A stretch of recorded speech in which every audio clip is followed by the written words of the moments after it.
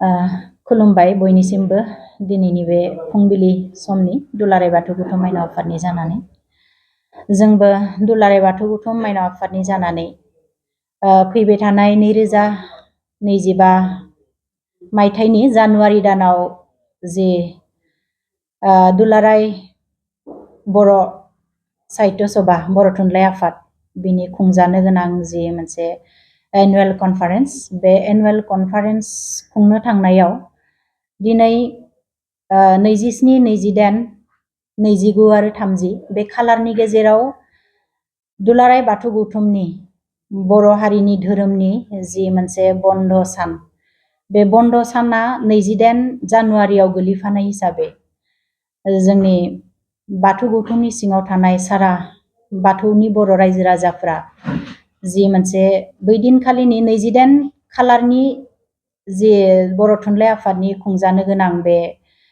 मेलखौ बन्द खालामनायखौ लुबैनानै बयबो खुद्रिखांनाया रायजो राजानि गेजेराव सोमजिखांदों। दा बे खुद्रिखांनायखौनो लानानै जोंबो दुलाराय बाथौ गौथुम माइनाव आफाद जानानै बेखौनो खावलायहरनो लुबैदों जे दुलाराय बर' थुनलाइ आफादा जाहाथे बै दिनखालिनि खालारखौ सोलाय सोल' खालामनानै एसे आवगायनानै बा फावसायनायनि गेजेरजों सोलायनो हायो नामा बेखौ जोंबो माइनाव आफादनिफ्राय खावलायनाय थाहरदों। मानोना जोंनि रायजो राजानि खुद्रिखांनायनि गोबां जाहोन दङ। बे बन्द सानखौ गोबां खस्थ'नि गेजेरजों मोननाय जादोंमोन बर'नि धोरोमनि मुङाव बे सानसेल' बन्द सान। आरो बुंनो थाङोब्ला बर' थुनलाइ आफादा जोंनि बर'निनो मोनसे माहारियारि आफाद जातिनि राव थुनलाइखौ फोथांनानै लाखिनायनि बे राव थुनलाइखौ फोथांनानै लाखिनायाव बाथौ धोरोमनि बर' हारिनि गेजेरावबो बियो गोबां बिहोमा दङ।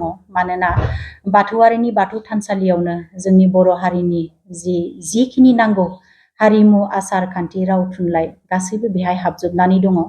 आरो बे गासैबो बिथिंखौ लानानैनो दिनै बाथौआरि रायजो राजाफोरा खुद्रिखांदों जे बर' थुनलाइ आफादा बै दिनखालि खुंनो लानाय तारिखखौ सोलाय सोल' खालामनो नांगौ आरो बेखौ सोलायनो हायोब्ला खोब मोजां जागोन। जोंनिफ्रायबो खावलायहरनाय थाबाय जे जोंहा बेबायदि नङा जे बर' थुनलाइ आफादा खुंनो नागिरनायखौ जों गाज्रि मोनदों बे नङा, नाथाय तारिखआ गोलैनायनि थाखाय जोङो बे दिनखौ सोलाय सोल' खालामनायखौ जोङो लुबैदों। मानोना नङाब्ला जोंनि बाथौआरि रायजो राजाफ्रा बेहाय गाजा गोमजायै बाहागो लाहैनो थांनायाव गोबां उसुबिदायाव गोग्लैगोन। मानोना गावबा गावनि जिल्लायाव बियाबाव खुंनो लानाय जि बाथौनि बन्द सान बे बन्द सानखौ फालिनायाव गोबां गोनो गोथो जानो गोनां जागोन। बेखौ लानानै रायजो राजाफ्रा खुद्रिखांदों जिहेतु जों माइनाव आफादनि जानानैबो खावलायनाय थाबाय। थुनलाइ आफादा बर'नि माहारियारि आफाद बेयो धोरोमजों लोब्बा गैया। आथिखालाव नोंथांमोना नैबे जे 28 जानुवारि खालि जि बाथौनि हलिडे बेखौ फालिनायखौ लुबैयो आं। बेनि सायाव नोंथांमोना मा बुंगोन? बिनि सायाव बुंनांगौआ नैबेनो जे नंगौ बर' थुनलाइ आफादा धोरोमजों लोब्बा गैया। बे थुनलाइ आफादनि सिङाव गोबां गुबुन गुबुन धोरोमनि बेहाय आफादफोरा दंफाखायो। थेवब्लाबो जों बेखौ बुंनांगौनि जाहोना बेनो जादों जे बर' थुनलाइ आफादा जों गावनिबो आरो जों बाथौआरिफोरनिबो, किन्तु बाथौआरिफोरजोंसो जोंहा गोबां मेजरिटिया बेयाव गोबां सुबुं अनजिमाया बाथौआरिफोरनिफ्रायनो दोङो जिहेतु बर' थुनलाइ आफादनि बै दिनखौ फालिनायाव बैखालि मेलखौ खुंनो लानो थांनायाव मेजरिटिया खम जाहैगोन बे बिथिंखौ नोजोर बोहरनानै जों बाथौआरिनि मेजरिटियानो जिहेतु बेहाय बाराखा बे हिसाबै जोङो बेखौ बे दिनखालिनिखौ बन्द होजानायखौ जोङो लुबैदों आरो।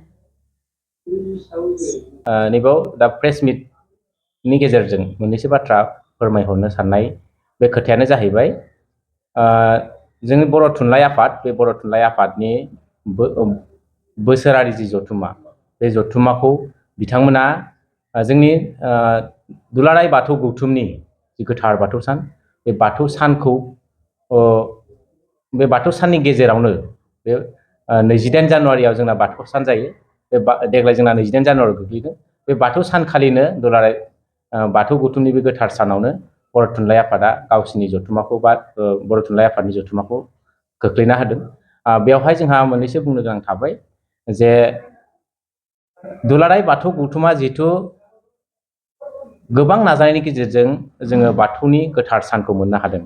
जोंनि दुखु खस्थ' जारला बेफोरखौ जों नेवसिनानै जोंनि त्याग जेसेबांखिनि जों खामानि मावबाय बेफोरखौ त्याग खालामनानै जों बे गोथार बाथौ सानखौ मोनदों।